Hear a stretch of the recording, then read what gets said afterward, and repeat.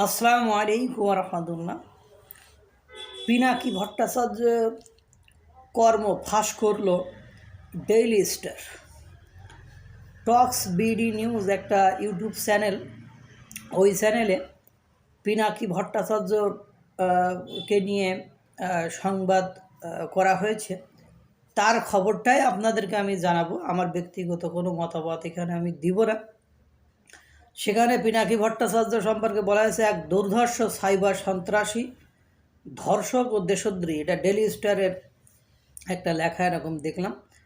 পিনাকি যদি দেশে এসে মনে করেন যে জুলাই আন্দোলনের পক্ষে ছিলাম এবং জামায়াতের সাহায্য সহযোগিতা করেছে এবং তাদের রাজনীতি করে, তাহলে শাহবাগী হতে, মানে উনি যে শাহবাগী ছিলেন সেই শাহবাগী হতে বাঁচল। তবে ওনার বিরুদ্ধে এমন এক অভিযোগ আছে যেখান থেকে বাঁচার কোনো উপায় ওনার নাই।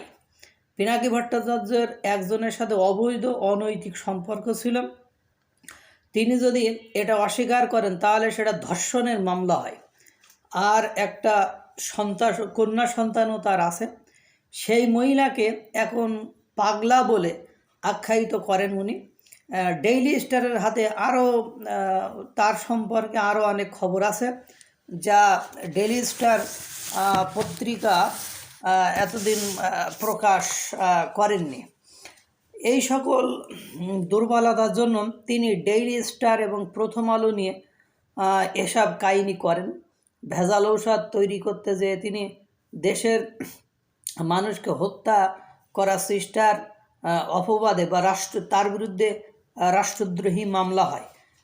সেই মামলার পরেই তিনি দেশ ছেড়ে চলে যান। তার বিরুদ্ধে একাধিক অভিযোগ আছে। তিনি ইসরায়েল সংস্থা মোসাদ ও পাকিস্তানের সংস্থা ISI এর হয়ে কাজ করে অভিযোগ রয়েছে পিনাকির বিরুদ্ধে। ডেইলি স্টারের প্রতিনিধি জহুরুল হক এই বিষয়টা একই সাথে তিনি দুই দেশের সংস্থা নিয়ে কিভাবে কাজ করেন সেটি তারা এটা মানে প্রতিবেদন হিসেবে দেখেছে এবং তারা এটা খোঁজখবর নিয়ে দেখেছে। এটা সত্য ঘটনা। আপাতমস্তক তিনি একজন নাস্তিক, কোনো ধর্মে বিশ্বাস করেন না। গণজাগরণের নেতা ছিলেন তিনি।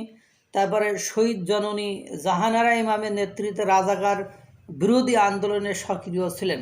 এই হলো তার আগেকার ইতিহাস। এখন তিনি পীর আউলিয়া হয়ে গিয়েছেন। এখন তিনি এমন একজন ব্যক্তি যে 2012 সালে শাহবাগে ধর্ষণের মামলা হলে তিনি পালিয়েছিলেন।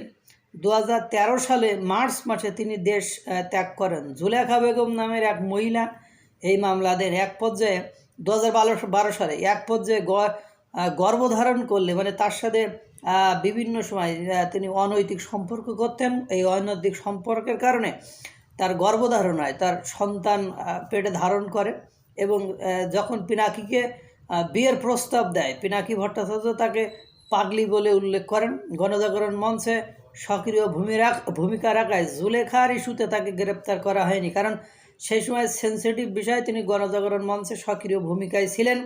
যদি গ্রেপ্তার করতেন, গণজাগরণ মঞ্চরা আন্দোলন করে বিষয়টাকে অন্যদিকে ডাইভার্ট করতো বা তাকে সেভ করতে নিয়ে আর একটা ঝামেলা হতো। এইভাবে হয়তো বা তখনকার সরকার তাকে গ্রেপ্তার করেনি। এবং পিনাকির জুলেখার একটা কন্যা সন্তানও আছে। আর এখন উনি শাহবাগ থেকে বাঁচতে ইনকলাব জিন্দাবাদ হয়ে গেছেন। মানে উনি এখন শাহবাগের ওই ঘটনা থেকে নিজেকে বাঁচাতে ইনকলাব জিন্দাবাদ হয়ে গেছেন। উনি একদম সক্রিয়ভাবে গণজাগরণ মঞ্চ, তারপরে উনি একজন নাস্তিক, তারপরে শহীদ জননী জাহানারা ইমামের রাজাকার বিরোধী আন্দোলন, সকল ক্ষেত্রে তিনি সক্রিয়ভাবে ভূমিকা রেখেছিলেন। এক সময় যিনি নাস্তিক ছিলেন তিনি এখন তিনি আবার বিবাহ করেছেন মুসলিম এক মেয়েকে। ওনার বর্তমান সময়ে যে স্ত্রী বা সন্তান সে এখনও মুসলিমের সাথে সংসার করেন। আমরা জানি যে একজন অমুসলিমের সাথে কখনো একটা মুসলিম মেয়ের বিবাহ হতে পারে না এবং তার সাথে যে কর্মকাণ্ড হচ্ছে এটাও ইসলামিক দৃষ্টিকোণে জিনা হয় এবং সেখান থেকে যারা সন্তান জন্মগ্রহণ করেছে তারাও এই অপকর্মেরই ফল বলে বিবেচিত হয়। যদিও তিনি এদেশে আর আসবেন না, কারণ ওনার আমি কয়েকটা ভিডিও দেখেছি, উনি এদেশে আসবেন না, উনি আসার ওই সৎসাহস ওনার নেই, কারণ ওনার বিরুদ্ধে রাষ্ট্রদ্রোহী মামলা আছে।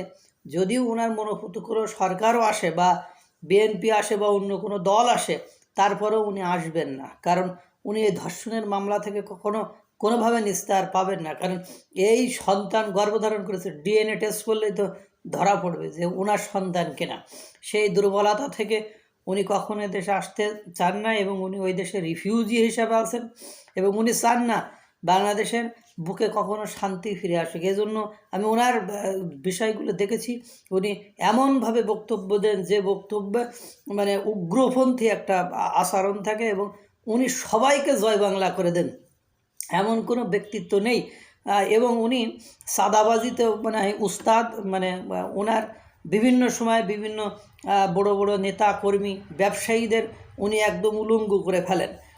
ওনার ওই নষ্টামি থেকে বাঁচতে, বা উনি এইসব ভিডিও থেকে বাঁচতে এরা বিভিন্ন সময় সাদা দিয়ে থাকে, এবং সেই সাদার টাকায় উনি বিদেশে বসে মাস্তি মারেন।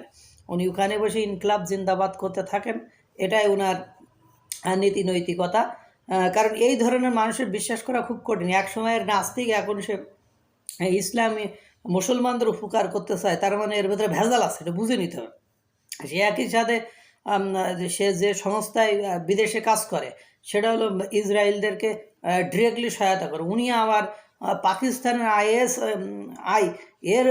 এরও হয়ে কাজ করেন। তাহলে ওনার রুচি বা ওনার নৈতিকতা বোধ কোথায়, এটা মানুষের বোঝা উচিত। ওনার কথায় লাফিয়ে যারা বিভিন্ন অ্যাকশান বাংলাদেশে নিচ্ছেন, তারা কোনো জায়গায় এখনও আমি আজ পর্যন্ত সফল হতে দেখিনি।